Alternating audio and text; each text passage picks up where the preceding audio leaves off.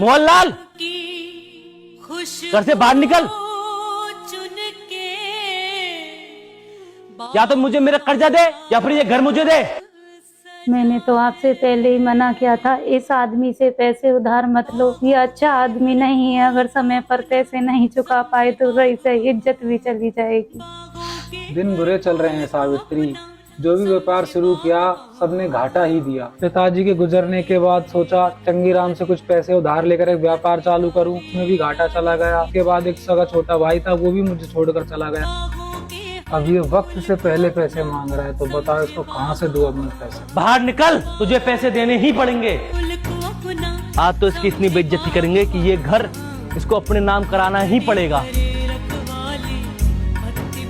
अरे सुन रही हो, कैसे भैया के लोग कपड़े फाड़ रहे हैं। बिना सोचे समझे लोगों से उधार लेंगे तो यही हाल होगा। आज मैं बड़ा खुश हूँ। पूरे 1 लाख रुपए लाया था, 10 महीने हो गए, देने का नाम नहीं है। बाहर पूरा मोहल्ला खड़ा होकर हमारी हंसी उड़ा रहा होगा। हे भगवान, ये दिन दिखाने से पहले तो मुझे मौत ही दे देती।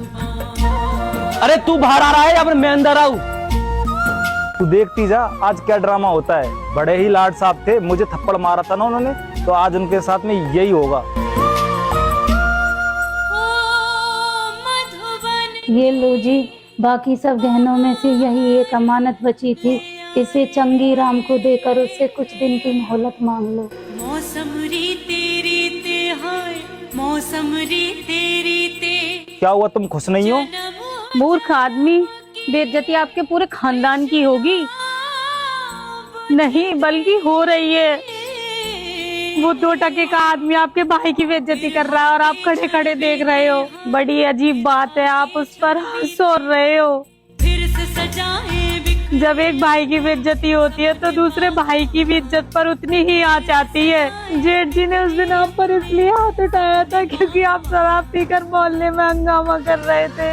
उस दिन वो आपका आपसी मामला था, इसलिए मैंने आपसे कुछ नहीं कहा। लेकिन आज इज्जत हमारे पूरे घर की जा रही है, मैं नहीं देख सकती। नहीं सावित्री, ये तुम्हारे सुहाग की निशानी है, मैं इसे नहीं ले सकता। मैं चंगी राम से वैसे ही हाथ पैर जोड़कर कुछ दिनों की मोहलत ले लूंगा, मैं इसे नहीं ले सकता सावित्री। मेरा सुहाग तो आप हो जी, मैं आपको झुकते हुए नहीं देख सकती। इससे अच्छा तो यह है कि मैं इस मंगलसूत्र का ही त्याग कर दूं। गले में काला डोरा पहन लूंगी, अच्छे दिन आएंगे तो मंगलसूत्र तो और बन जाएगा।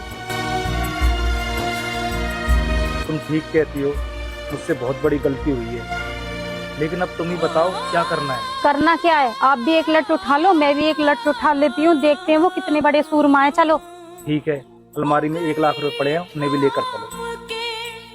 जिन बिरवों को हमने दिखाई राह, आज पूरे पैसे चाहिए, मूल भी और ब्याज भी। उनके मन में तनिक नहीं पर। क्यों बे, इस तरह हमारे घर में क्यों आया तू? मैं तो अपनी वसूली लेने आया था। उधारी वसूल करने का ये कौन सा तरीका है? देखे बागवान पैसे नहीं मिल रहे तो पुलिस लेकर आ, कोर्ट में जा। ये कौन सा तरीका है पैसे वसूल करने का? अरे 1 लाख रुपए के चक्कर में ये तो 15 लाख के घर पे कब्जा करने आ गया।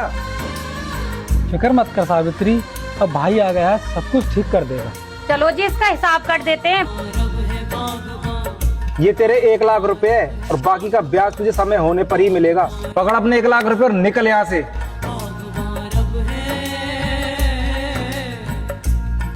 तेरा ये एहसान मैं जिंदगी भर नहीं भूलूंगा छोटे। मुझे माफ कर दो भैया, मुझे तो 3 साल पहले ही आ जाना चाहिए था जब आपका व्यापार डूब रहा था। मैं तो आज भी आपसे राजी नहीं था।